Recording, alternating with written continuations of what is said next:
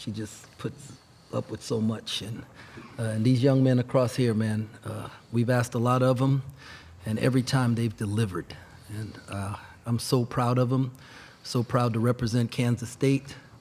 I'm so proud to be a part of the community at Manhattan, and I'm just blessed, man. I'm so blessed. Okay, questions, please raise your hand. Let us get the handheld mics to you and let us know who you are and who you're with. First question, second row. Nicole Auerbach, The Athletic. Jerome, congratulations. When you took over and you had 2 guys on your roster, did you think this was possible? I thought that we could be an NCAA tournament team. That was my goal.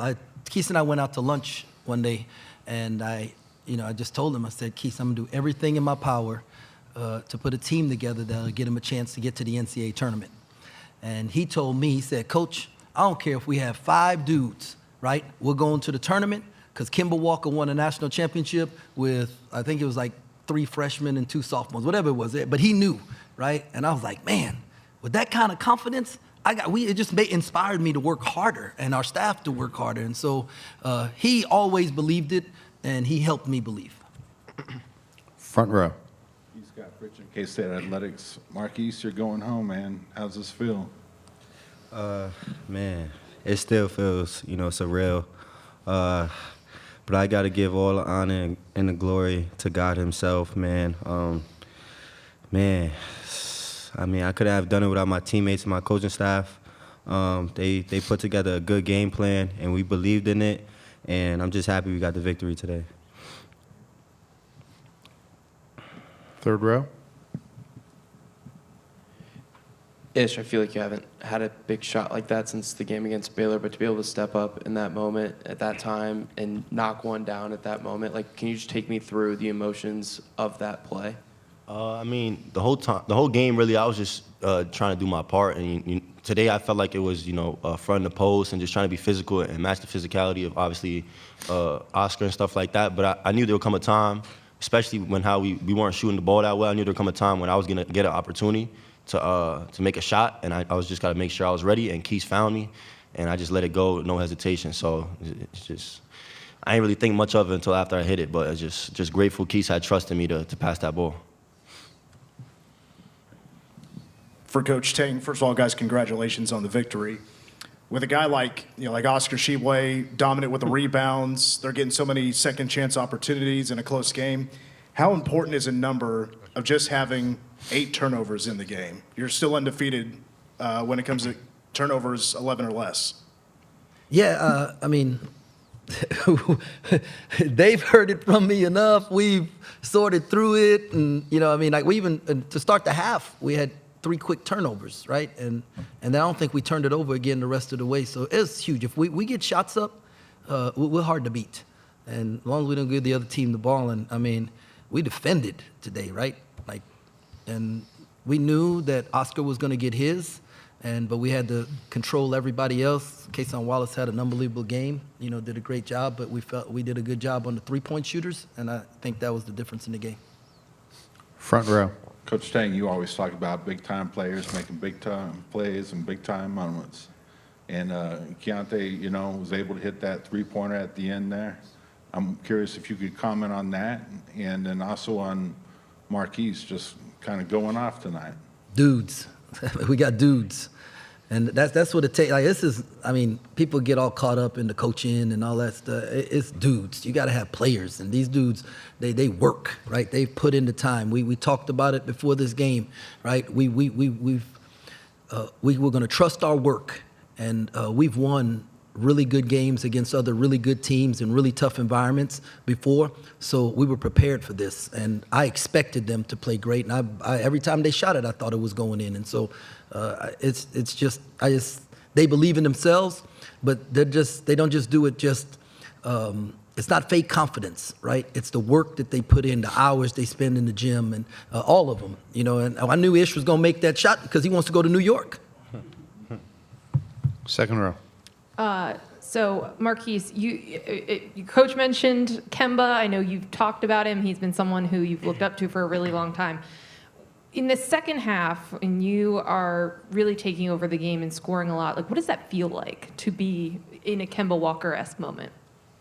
I mean, I was just in attack mode second half because I seen how they were playing me. They were playing me for the pass because I dropped a lot of dimes in the first half. So I just figured that, I tried to look for my own shot a little bit more and be more aggressive. And I wanted to go to New York, so. Front row. Brett Freelander, Saturday Road. This is for any of the players, but especially you. You guys were 0 for 12 from three-point range in the first half and 5 for 9 in the second half. Other than going back to the locker room and resetting, was there anything that you guys did differently to bring about the change of accuracy there? Marquise.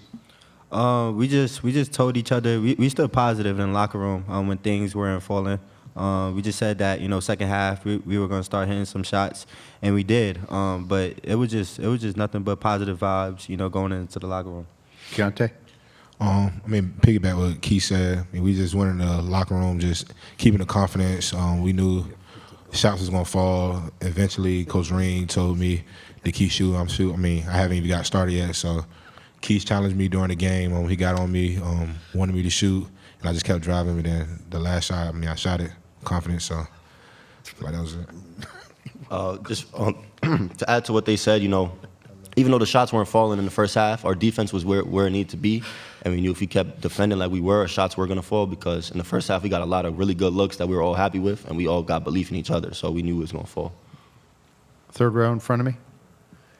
Coach, after the game, you and Gene Taylor embraced in a pretty large hug. To be able to do this in your first year, go to the Sweet-16 in your first year as a head coach, emotionally, what's it like to share it with someone who brought you here and took a chance on you after so many years of trying to become a head coach? And no, that was really cool. I watched Gene and Coach Kleiman hug after a win. I was watching on TV, and they had like this hug, and you could tell like there was this love and appreciation for each other with the hug.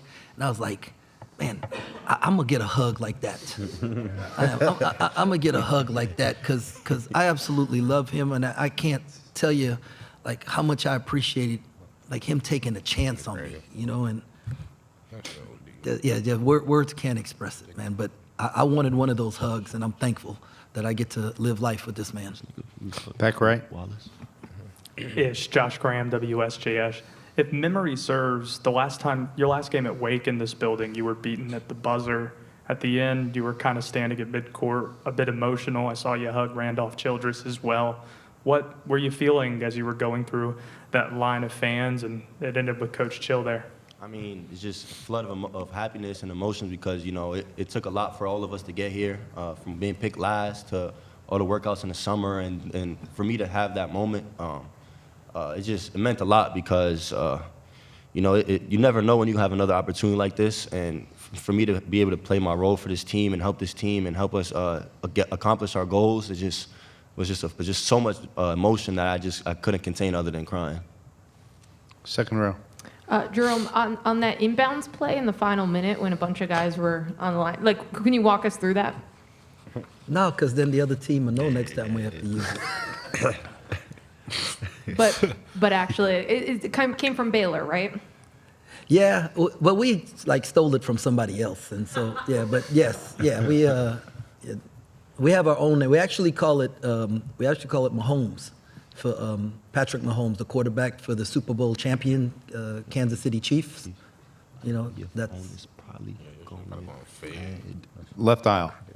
Mike DeCourcy from the Sporting News. This is from Marquise. I wanted to ask you, when you were sort of hustling around last summer trying to, or last spring, I guess, trying to keep the team together, trying to be an agent for, not maybe the wrong word, a facilitator for your new coach. I wanted to ask you whether you thought this was possible, just a good season. Did you have bigger dreams than this even? I did have, faith in that this team will be able to go to March Madness and do some special things.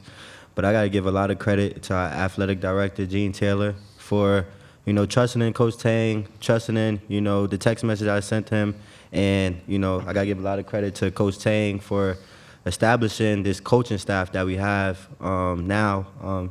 Everybody, plays a tremendous role, in the locker room, and that's the reason why we winning. So, I have faith, that if I get at least 5 players, I don't care who it is, that we was gonna make it to March and we'll do something special. Middle of the room. David Hale with ESPN. Marquise, you mentioned Kemba, and there's so many great stories of March Madness where guys who are very good become legendary. Has it dawned on you that you're like the 5'8" guy who just knocked off Kentucky and is going home to Madison Square Garden in New York, and like what that story means on the bigger stage of things? It hasn't hit me just yet, and I kind of don't want it to, because I don't want to lose that hunger that I play with and that passion I play with. But this is about my team. We accomplished this. I didn't accomplish this by myself. Everybody, played huge for us. The coaching staff did great. I'm just proud of everybody, in the locker room and behind the scenes. Second row to our right. Mitch Fortner came in radio for Marquise Noel. There was one time you shot over Sheboy. There was another time you kind of scored through him going to the glass. Can you take me through those couple of plays? And because from my vantage point, it was pretty nuts to see those plays. Like I said, I felt like I could get downhill versus them because of the way Sheboy plays pick and roll defense. But I don't think we mentioned how good Kentucky really was today. Just offensive rebounding, getting second chance points. Sheboy, had a double-double. Kaysen played good. So, they put up a fight, and it was a 40-minute battle, but we just ran to the fight. And, we were the most toughest team out there. Last question, front row. Keontae, you had talked yesterday about goals with this team. I'm just curious how it feels to be one step closer. It's really a blessing just being out here. I got emotional with my dad. Just everything I've been through. I always lost in the second round, so I finally just got past that and made it to the Sweet-16. And just grateful for having the right guys around me. Keith challenged me during the game, and just Ish knocking down the big three. It's just show how much we love each other and just how much freedom we have and confidence we have in each other. Okay, thanks, guys. Good luck next week. Appreciate it. Thank you.